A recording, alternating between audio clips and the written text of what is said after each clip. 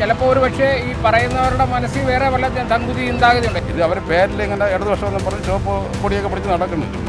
സാമ്രാജ്യത്വ മനോഭാവം വന്നു കഴിഞ്ഞാൽ സാധാരണക്കാരൻ്റെ വിഷയങ്ങളെ പരിഗണിക്കില്ല. അവരുടെ ഭരണം അത്ര ഗുണമില്ല. അതുകൊണ്ട് തന്നെ ഞങ്ങളുടെ അവകാശങ്ങൾ വരുന്ന സർക്കാർ വേണം, ആരായാലും കുഴപ്പമില്ല. കേരളം എന്നുള്ള സംസ്ഥാനം ഇനി മുന്നോട്ട് നിലനിൽക്കണമെങ്കിൽ പിണറായി വരാൻ.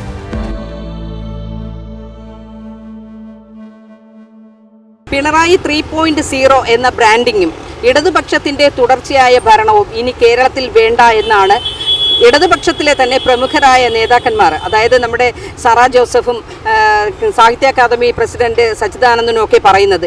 അതായത് ഇടതുപക്ഷത്തിൽ അവരുടെ പാർട്ടിക്കുള്ളിൽ നിന്ന് തന്നെ ഇത്തരം വലിയ വിമർശനങ്ങൾ ഉണ്ടാകുമ്പോൾ അത് സാധാരണക്കാരുടെ അഭിപ്രായമായി മാറുമോ, അല്ലെങ്കിൽ സാധാരണക്കാർക്ക് ഇതിനെക്കുറിച്ച് എന്താണ് പറയാനുള്ളതെന്ന് നമുക്ക് കേട്ടു നോക്കാം. കേരളത്തിൽ ഇപ്പോൾ പറഞ്ഞേക്കുന്നത് ഇടതുപക്ഷത്തിൻ്റെ തുടർഭരണം വേണ്ട എന്ന് ഇടത് നേതാക്കൾ തന്നെ പറയുന്നു. വന്നു കഴിഞ്ഞാൽ ഇനി അതൊരു അധികാരമോഹത്തിലേക്കും അങ്ങനെയൊക്കെ പോകുമെന്ന് പറയുന്നു. എന്നെനിക്ക് അഭിപ്രായമില്ല. ഇല്ല, എന്താണ് ചേട്ടൻ്റെ അഭിപ്രായം? എനിക്ക് ഈ സർക്കാർ ഇപ്പോൾ കുറേ നല്ല കാര്യങ്ങൾ, വികസന പ്രവർത്തനങ്ങൾ ഈ കേരളത്തിൽ നടത്തിയിട്ടുണ്ട്. അത് ജനങ്ങൾ കണ്ടിട്ടുണ്ടെന്നാണ് എൻ്റെ വിശ്വാസം. അല്ലാതെ അങ്ങനെ ഒരു അഭിപ്രായം ഉണ്ടാകും. തുടർഭരണം കിട്ടിയാൽ ചിലപ്പോൾ ഒരു പക്ഷേ ഈ പറയുന്നവരുടെ മനസ്സിൽ വേറെ വല്ല തങ്കുതി ചിന്താഗതിയുണ്ട്. ഇവിടെ റോഡുകളായാലും പാലങ്ങളായാലും സ്കൂളുകളായാലും ഒക്കെ ഹൈടെക്കുകളാക്കിയ ഒരു സർക്കാർ ഈ സർക്കാരാണ്.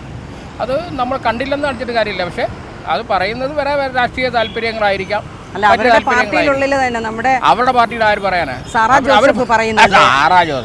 സാറാ ജോസഫ് ഒരു എഴുത്തുകാരി, അവർ പാർട്ടിക്കാരിയാണെന്ന് അവരുടെ താല്പര്യങ്ങൾക്ക് വേണ്ടി അവർ സംസാരിക്കുന്നു. ആര് സംസാരിച്ചാലും അവരവരുടെ ഞാൻ സംസാരിക്കുന്നത് ചിലപ്പോൾ എൻ്റെ താല്പര്യമായിരിക്കും.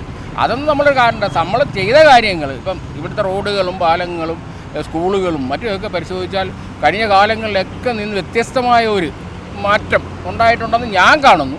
അപ്പോൾ ഇവിടുത്തെ ജനങ്ങൾ കാണുന്നുണ്ട്, കുറേയൊക്കെ കാണുന്നുണ്ട്, ഇല്ലെന്ന് പറയാൻ പറ്റത്തില്ല. അപ്പോൾ ഒരു തുടർഭരണം പറഞ്ഞതുകൊണ്ട് കേരളത്തിന് നല്ലത് തന്നെയാണ് എൻ്റെ അഭിപ്രായം. എൻ്റെ അഭിപ്രായം തന്നെ. കാരണം ഇത് തന്നെ കണ്ടിന്യൂ ചെയ്ത് പോകാൻ പറ്റും എന്നുള്ള എൻ്റെ അഭിപ്രായം. ഇടതുപക്ഷം ഇനിയും ഭരണത്തിൽ വന്നു കഴിഞ്ഞാൽ ഇങ്ങനെ ഇല്ലല്ലോ, ഇനിയില്ല. ഇടതുപക്ഷം അല്ലല്ലോ അത്. പിന്നെ എന്താണ് അത്? ഇടതുപക്ഷമൊന്നും അല്ല. ഇടതുപക്ഷം എന്ന് വെച്ചാൽ സമരപക്ഷമാണ്. ജനകീയ സമരങ്ങൾ വളർന്നു വരുന്ന പക്ഷമാണ് ഇടതുപക്ഷം. ഇത് അവർ പേരിൽ ഇങ്ങനെ ഇടതുപക്ഷം എന്ന് പറഞ്ഞ് ചുവപ്പ് പൊടിയൊക്കെ പിടിച്ച് നടക്കുന്നു. ചുമ്മാ ഇത്രേ ഉള്ളൂ, ഒന്നുമല്ല. ഇനി അടുത്ത ഇവർ വരുമെന്ന് തോന്നുന്നുണ്ട് മൂന്നാം തുടർ ഭരണത്തിൽ. ഇവരാ ആരും ഇവർക്ക് വോട്ട് ചെയ്യും? കുറച്ച് സൊസൈറ്റിക്കാർ ജോലിയുള്ളവരൊക്കെ വോട്ട് ചെയ്യും. അല്ല ആരും ചെയ്യും? മടുത്തല്ലേ? ജനങ്ങൾ മടുത്തു എന്നുള്ളതാണ്. മടുത്തല്ല, എല്ലാവരും കൊണ്ടും മടുത്തു. ഇവരെ കൊണ്ട് മാത്രമല്ല, എല്ലാവരും കൊണ്ട് ജനം മടുത്തു. വോട്ട് രാഷ്ട്രീയം മടുത്തു. ആനന്ദൻ സാറും ഒക്കെ പറയുന്നത് ഇനി കേരളത്തിൽ ഇടതിന്റെ തുടർഭരണം വേണ്ട എന്നാണ്. എങ്കിൽ അങ്ങനെയാണെങ്കിൽ അധികാരമോഹികളാവും. ഇപ്പോഴത്തെ ഭരണം തന്നെ ആണല്ലേ? ഏത് ജനാധിപത്യ സംവിധാനമായാലും തുടർഭരണം പാടില്ല. തുടർഭരണം ശരിക്കും പറഞ്ഞാൽ അത് ഒരു ചക്രവർത്തി തൻ്റെ സാമ്രാജ്യം വിപുലമാക്കാൻ ശ്രമിക്കുന്നത് പോലെ അങ്ങനെയുള്ള മോഹങ്ങളുണ്ടാവും. പിന്നെ എന്താ പറയുക, അങ്ങനെ നമ്മളെന്താ സാറേ പറയുക, തുടർഭരണം ഉണ്ടായാൽ സാമ്രാജ്യത്വ മനോഭാവത്തിലേക്ക് പോകും. അത് തന്നെയാണ് സാറാ ജോസഫും പറയുന്നത്. അതുകൊണ്ട് ഇനി പ്രതിപക്ഷത്തിരുന്നാൽ മതി. സാമ്രാജ്യത്വ മനോഭാവം വന്നു കഴിഞ്ഞാൽ സാധാരണക്കാരൻ്റെ വിഷയങ്ങളെ പരിഗണിക്കില്ല. അവരെല്ലാം ഈ സാധാരണക്കാരനെ, പാവപ്പെട്ടവനെയും തിരിച്ചറിയാൻ പറ്റില്ല. അപ്പോൾ തുടർഭരണം ഒരാളെ അഹങ്കാരിയാക്കും, അധികാരമോഹി അഹങ്കാരിയാക്കും. അപ്പോൾ അത് നമ്മുടെ സംസ്ഥാന ഭരണമെന്നല്ല, കേന്ദ്ര ഭരണമായാലും ഈ ഭരണം കേന്ദ്രത്തിലായാലും അതുപോലെ തന്നെ സംസ്ഥാനങ്ങളിലായാലും ഒരൊറ്റ ഊഴം മാത്രമേ നമ്മൾ എന്ത് ചെയ്യാവൂ, ഈ ഏത് രാഷ്ട്രീയ പാർട്ടി ആയാലും നമ്മൾ കൊടുക്കാവൂ. കാര്യം തുടർഭരണം കിട്ടുമ്പോൾ സ്വാഭാവികമായിട്ടും സംഭവിക്കുന്നതെന്ന് പറയുന്നത് ഈ ഭരണം കിട്ടുമ്പം നിലവിലെ അഹങ്കാരം തലയ്ക്ക് പിടിക്കും. അപ്പോൾ താൻ ചെയ്യുന്നതെല്ലാം ശരിയാണെന്നൊരു ഭരണകർത്താവിന് തോന്നും.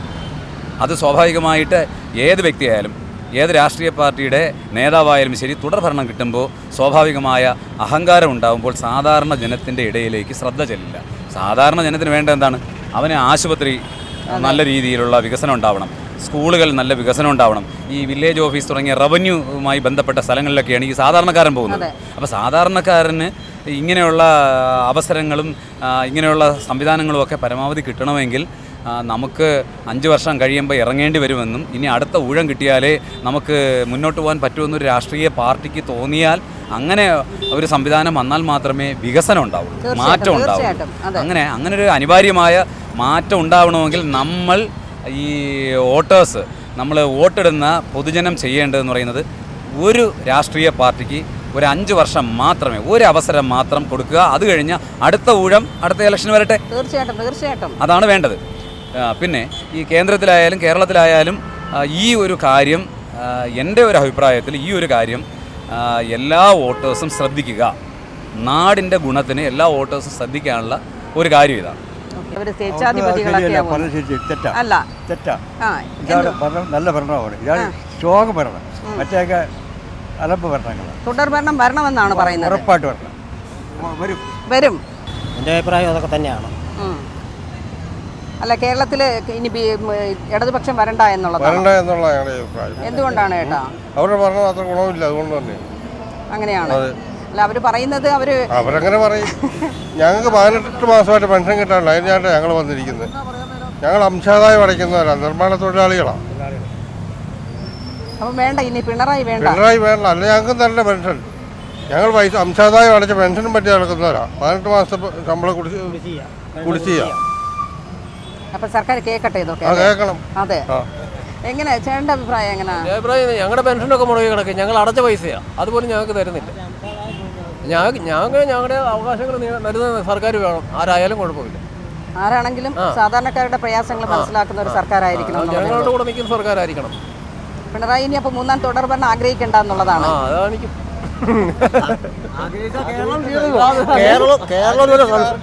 കേരളം എന്നുള്ള സംസ്ഥാനം ഇനി മുന്നോട്ട് നിലനിൽക്കണമെങ്കിൽ പിണറായി വരാതെ. അല്ല, അവരുടെ ഇടതുപക്ഷത്തിൽ അവർ തന്നെ പറയുന്നുണ്ട് ബംഗാൾ പോലെ ആദ്യം കേരളം. ബംഗാൾ പോലെ അതിലും ബംഗാൾ പിന്നെ കുറേക്കുണ്ട്. ഇത് തീർന്നു പോകും, തീർത്തെടുക്കും. അടുത്തൊരു പ്രാവശ്യം കിട്ടിയാൽ തീർത്തു. ഇനി ഒരു പ്രാവശ്യം കിട്ടിയാൽ തീർന്നു. പിന്നെ കേരളം ഇല്ല. ഇല്ല. അപ്പൊ പിണറായിയോട് നമുക്ക് പറയാം ഇനി വരണ്ടെന്നുള്ളത്. ഇനി ഇങ്ങോട്ട് ഭരണത്തിലായി. അല്ല, നിങ്ങളൊക്കെയാണ് വോട്ട് കൊടുക്കേണ്ട ആൾക്കാര്. ഞങ്ങൾ വോട്ട് കൊടുത്തെന്ന് പറഞ്ഞാൽ പോലും ഈ പിണറായി ഈ കേരളം മൊത്തം കൊള്ളയടിച്ച് അവർ കുറേ ആൾക്കാരെ വളർത്തുന്നുണ്ട്. അത് നമുക്കറിയാതെ ബൂത്ത് പിടുത്തം വരെ നടക്കുന്ന സ്ഥലങ്ങളുണ്ട് നമ്മുടെ കേരളത്തിൽ. ഇപ്പോൾ പണ്ടൊക്കെ ഉള്ളായിരുന്നു അങ്ങ് ദൂരെയൊക്കെ. ഇപ്പോൾ നമ്മൾ കേരളത്തിൽ വരെയും ബൂത്ത് പിടുത്തം വരെ നടന്നുകൊണ്ടിരിക്കുന്നതാണ്. പാർട്ടി ഗ്രാമങ്ങളും ഉണ്ടായി. അപ്പോൾ അങ്ങനെ എന്നാ ചെയ്യാൻ പറ്റും?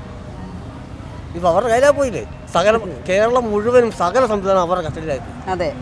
ബാക്കിയുള്ളവരെല്ലാവരും ഞെരുക്കി ഒടിച്ച് ഞുറുക്കി കേസിൽ പെടുത്തി ചുമ്മാ ആയിരിക്കുമല്ലേ. പാവ എന്നാ പറഞ്ഞാൽ ആ ഗണേഷ് കുമാറിനെയൊക്കെ ഗണേശനെയൊക്കെ സർക്കാർ എന്തെങ്കിലും ചെയ്തോ? എന്തുമാത്രം തെളിവുകളൊക്കെ എന്തുമാത്രം തെളിവുണ്ടായിരുന്നത്? ഒരു തെളിവില്ലാതെ ആ മാങ്കൂട്ടത്തിന് ആരാണ്ട് വിദേശത്ത് നിന്നെങ്ങാണ്ടൊരു ഇത് വന്നു അന്നേരം രാത്രിക്ക് രാമായണം വളർത്തിട്ട് പിടിച്ച് ഈ പിണറായി ചെയ്തതല്ലേ. എന്നാൽ പിന്നെ അയാളുടെ ആ കൂടെ ഉണ്ടായിരുന്നു ആ ഗണേശനെയും മുകേഷിനെയും ഒക്കെ പിടിച്ച് ഒന്ന് ചോദ്യം ചെയ്യണ്ടായിരുന്നു. ഇത് അവർക്ക് സംവിധാനം ഉള്ളതുകൊണ്ട് അവർ വളർത്തുന്നു. കേരളം മൊത്തം കൊള്ളയടിച്ച് നശിപ്പിച്ച് നാണക്കല്ല് പിടിച്ച് നിർമ്മാണ തൊഴിലാളികളുടെ 1200 കോടി രൂപയാണ് അവരെടുത്തുനിന്ന് പോയിരിക്കുന്നത്.